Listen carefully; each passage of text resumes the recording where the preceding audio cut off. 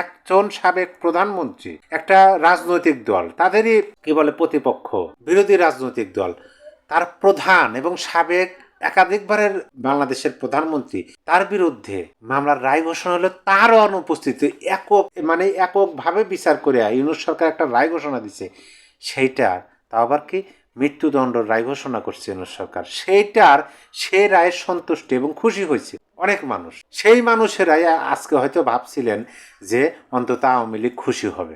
কিন্তু দেখেন চিন্তাধারার পার্থক্যটা এখানে। প্রিয় দর্শক, পার্থক্য সব জায়গায় আছে, সব জায়গাতেই পার্থক্য আছে, কিছু না কিছু একটু হলেও পার্থক্য আছে। দিনের মধ্যে এই প্রহর ওই প্রহরে পার্থক্য আছে, রাত্রে এই প্রহর ও প্রহরে পার্থক্য আছে, সাদা কালো লাল নীল সবুজ হলুদ, সকাল বিকাল দুপুর দিন রাত, সকল কিছু সব কিছুর মধ্যে মানে পৃথিবীর সকল জায়গাতে আপনি পার্থক্য খুঁজে পাবেন, এমনভাবে আমাদের মহান সৃষ্টিকর্তা বানাইছে। যাই হোক, এই ভিডিওর প্রথমে আপনাদেরকে এই কথাটা আমি বলার কারণ আছে যে সব কিছুর মধ্যে পার্থক্য আছে, মানুষের চিন্তাধারাতেও পার্থক্য আছে, মানুষের বিবেক বুদ্ধি যুক্তিতেও পার্থক্য আছে, মানুষের কথার মধ্যেও পার্থক্য আছে। একই কথা একজন বললে একরকম শোনা যায়, একই কথা আরেকজন বললে আর এক রকম শোনা যায়, প্রতিক্রিয়া দুই রকম সৃষ্টি হয়, এটা কিন্তু বাস্তবতা। এখন বিএনপির চেয়ারপারসন এবং বাংলাদেশের সাবেক প্রধানমন্ত্রী বেগম খালেদা জিয়া তিনি মারা গেছেন। তার মৃত্যুতে শুধু তার যে দল বা তার পরিবারই নয়, সারা বাংলাদেশের মানুষ শোকাহত, বিভিন্ন মহল থেকে শোকবার্তা আসতেছে। কিন্তু এর মধ্যে একটা আনকমন বিষয় ঘটে গেছে, সেটা হলো অনেকেই এরকমভাবে ভাবতে পারেন, এটা অস্বাভাবিক কিছু না, যে বেগম জিয়া মারা গেলেন এইটার পরিপ্রেক্ষিতে অন্তত আর যাই হোক আওয়ামী লীগ খুশি হবে, এই কথাটা অনেকেই কিন্তু ভাবছেন, এটা কিন্তু সত্য কথা। কিন্তু এখন বর্তমান এখন পরিস্থিতি দেখে সেটি ভাবনাটা অনেকের ভুল প্রমাণিত হয়েছে, কিন্তু এটা ভাবছিলেন অনেকে। বেগম জিয়া মারা যাওয়ার আগেও কিন্তু অনেকে ভাবছিলেন যে শেখ হাসিনা খুশি হবে। কারণ কি, আমি আপনাদেরকে বলি যে এই দুইটা দল হচ্ছে বাংলাদেশের বড় দুইটা রাজনৈতিক দল, এবং এই দুইটা রাজনৈতিক দলের অবস্থান সবসময় মুখোমুখি, একেবারে মুখোমুখি, কেউ কাউকে দেখতে পারে না। দুইটা দলের মধ্যে ব্যাপকভাবে কাটা ঘুরাইলে বাজা থাকে 12 মাস, সেরকম রাজনীতি তারা উপহার দেয়, আমরা দেখছি। এখন একটা দলের যদি নেত্রী তিনি যদি মারা যান বা না ফেরার দেশে চলে যান, বা একটা দল যদি নেতৃত্ব শূন্য হয়ে পড়ে, তাহলে কিন্তু আর একটা দল খুশি হওয়ার কথা। এটা আমাদের বাঙালির স্বভাবগত বা আমাদের যে কালচার সেই অনুযায়ী কিন্তু আমরা চিন্তা ভাবনা করি। কিন্তু আমার মনে হয় এই বিষয়ে শেখ হাসিনা এবং শেখ হাসিনা পুত্র সজীব ওয়াজেদ জয় একটা দৃষ্টান্ত স্থাপন করলেন, অনন্য দৃষ্টান্ত স্থাপন করলেন, এরকমই আমার কাছে মনে হয়েছে। শেখ হাসিনা শুধু নয়, শেখ হাসিনা এবং শেখ হাসিনা পুত্র সজীব ওয়াজেদ জয় তারা বেগম জিয়ার এই মৃত্যু, তার না ফেরার দেশে চলে যাওয়া, তারা শোক বার্তা পাঠিয়েছেন। এখন শেখ হাসিনা এবং সজীব ওয়াজেদ জয়ের শোক বার্তা রাজনীতিতে কী ইঙ্গিত দেয়, এই বিষয়টা আমরা বোঝার চেষ্টা করব। আমি প্রথমে আপনাদেরকে সজীব ওয়াজেদ জয়ের শোক বার্তাটি পড়ে শোনাব, তারপরে আওয়ামী সভানেত্রী শেখ হাসিনার শোক বার্তাটি পড়ে শোনাব। এই দুইটা শোক বার্তা আপনারা শোনার পরে আপনাদের মনের মধ্যে কি প্রতিক্রিয়ার জন্ম হয় সেটা অবশ্যই এই ভিডিওর কমেন্ট বক্সে আপনারা লিখে দিবেন। তাদের এই দুজনের শোক বার্তা কি বাংলাদেশের রাজনীতিতে কোনো বার্তা প্রেরণ করলো কিনা, এইটাও আপনারা কমেন্ট বক্সে লিখে দেওয়ার চেষ্টা করবেন গঠনমূলকভাবে। আমি সজীব ওয়াজেদ জয়ের শোক বার্তাটি পড়তেছি। তিনি লিখছেন, বিএনপির চেয়ারপারসন বেগম খালেদা জিয়ার মৃত্যুতে শোক সন্তপ্ত পরিবারের সদস্যদের প্রতি গভীর সমবেদনা জানাচ্ছি। দেশের এই সংকটময় মুহূর্তে যখন সাধারণ মানুষ নিরাপত্তার অভাবে ভুগছেন এবং দেশকে অস্থিতিশীল বিরাজনীতিকরণের অপচেষ্টা চলছে, তখন তারে চলে যাওয়া বাংলাদেশের উত্তরণের পথে গভীর প্রভাব ফেলবে। অতীতের নানান বিরাজনীতিকরণ প্রক্রিয়ার শিকার হওয়া সত্ত্বেও নিজের দীর্ঘ রাজনৈতিক জীবনে তিনি অসংখ্য সাফল্য অর্জন করেছেন এবং দেশের জন্য বিভিন্ন গুরুত্বপূর্ণ নীতি নির্ধারণ করেছেন। জাতি গঠনের তার অবদান চিরস্মরণীয় হয়ে থাকবে। তবে তার মৃত্যু বর্তমান বাংলাদেশকে স্থিতিশীল করার প্রচেষ্টায় একটি বড় ধাক্কা।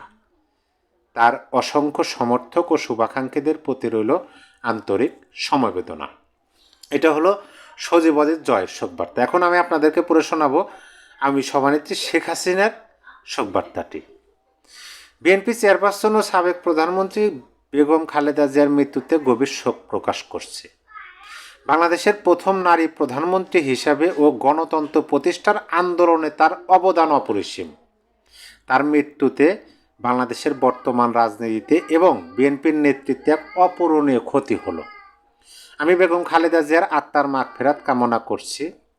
আমি তার ছেলে তারেক রহমান ও পরিবারের অনন্য শোকাহত সদস্যদের প্রতি গভীর সমবেদনা জানাই। আশা করছি মহান আল্লাহ তার পরিবারের সদস্যদের এবং বিএনপির সবাইকে এই শোক কাটিয়ে উঠতে সহায়তা করবেন। এই যে দুইটা শোক বার্তা দুজনের আমি আপনাদেরকে পড়ে শোনালাম, আপনাদের প্রতিক্রিয়া তো অবশ্যই কমেন্ট বক্সে জানিয়ে দিবেন। তবে আমি আমার মতামত বা আমার প্রতিক্রিয়া আপনাদেরকে একটু জানানোর চেষ্টা করি।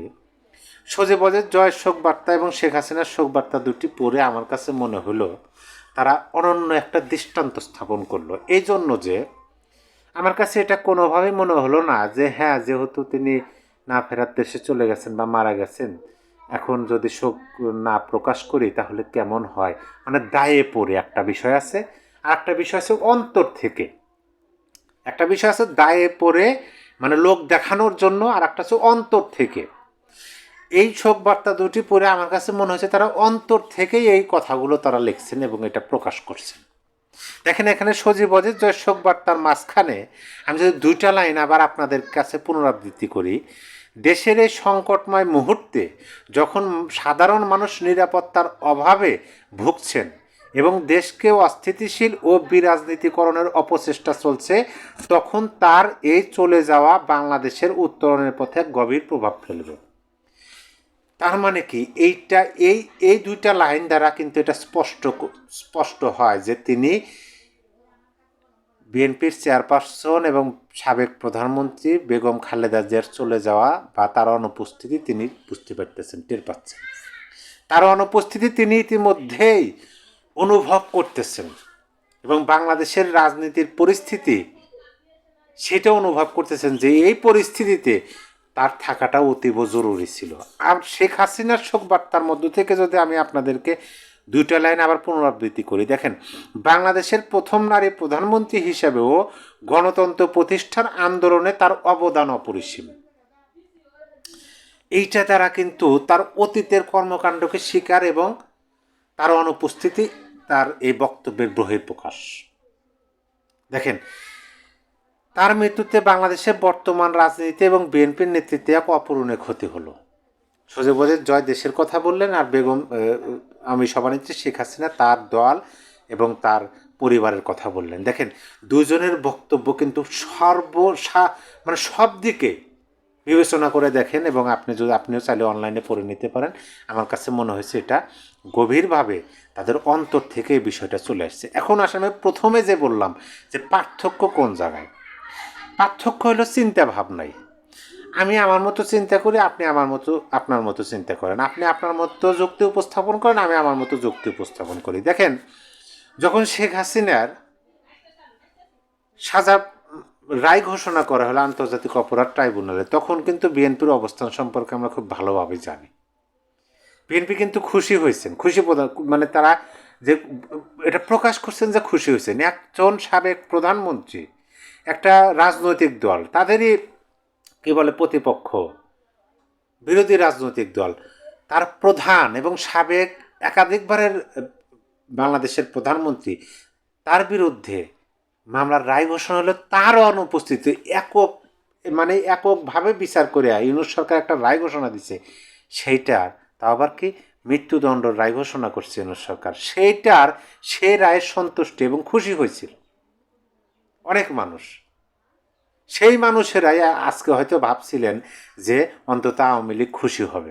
কিন্তু দেখেন, চিন্তাধারার পার্থক্যটা এখানেই।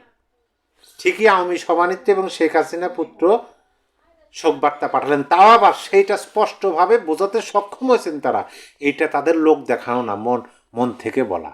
কারণ তারা অনুপস্থিতিটা বুঝতে পারতেছেন। তাদের এই শোকবার্তা এটাই প্রমাণ করলো যে তারা এই বাংলাদেশে যে গণতান্ত্রিক রাজনৈতিক দলের প্রয়োজন সেটা তারা এটা প্রকাশ করলেন। এবং বিএনপির যে একটা শক্ত অবস্থান দরকার এটাও প্রকাশ করলেন, শুধু আওয়ামী লীগের বিরুদ্ধে না, বাংলাদেশের গণতন্ত্রের পক্ষে। সম্মানিত দর্শক, প্রথমে আপনাদেরকে বলছি এই ভিডিওতে একটা লাইক দিবেন, দিয়ে আপনার গঠনমূলক মন্তব্য জানিয়ে দিবেন। তবে আমি শেষে এই কথাটাই বলবো যে শেখ হাসিনা এবং সজীব ওয়াজেদ জয় একটা অনন্য দৃষ্টান্ত স্থাপন করলো বাঙালিদের সামনে, বাংলাদেশের রাজনৈতিক ময়দানে বা রাজনীতিতে। সবাই ভালো থাকবেন, আবার দেখা হবে। আল্লাহ হাফেজ।